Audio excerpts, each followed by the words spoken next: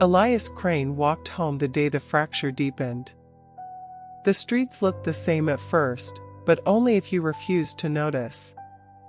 The air pressed heavy against his skin, and the shadows along the pavement rippled as though they were alive.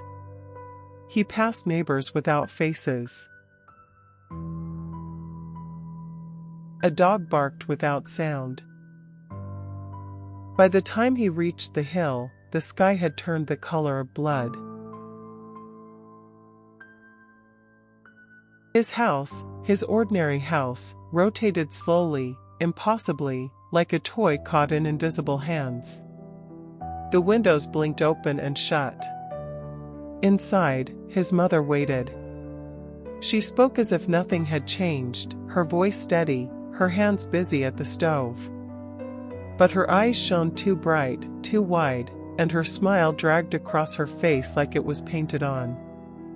She served him something that pulsed faintly on the plate, steaming, still alive.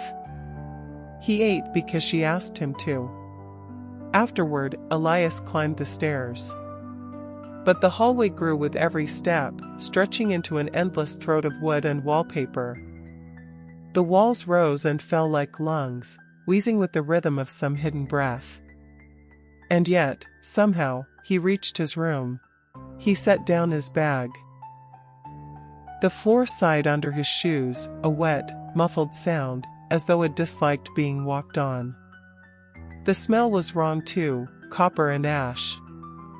Elias whispered hello, but the sound slid away, swallowed by something he couldn't see.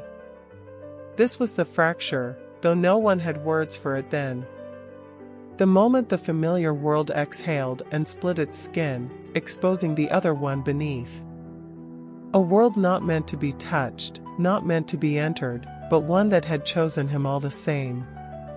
And from the corners, they began to watch. Some with hunger. Some with beauty too sharp to trust.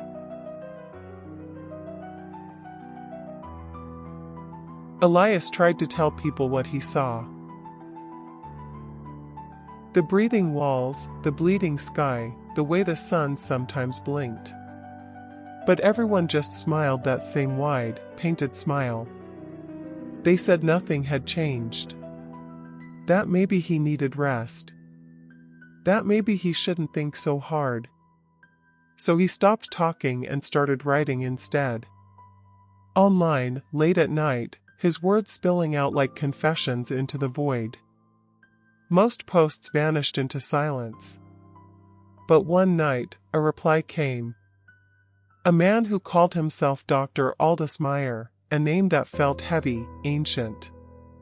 Meyer said he'd seen the same distortions, the same impossible seams splitting through reality. He wanted to meet. The address led Elias to an abandoned warehouse on the edge of the city. The air there was colder, thinner, humming faintly like the inside of a machine. Inside, beneath flickering lights, stood Dr. Meyer, gaunt, calm, eyes like glass.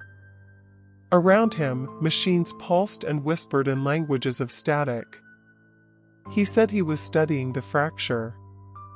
He said it was not an end, but a wound. That night, Elias stayed.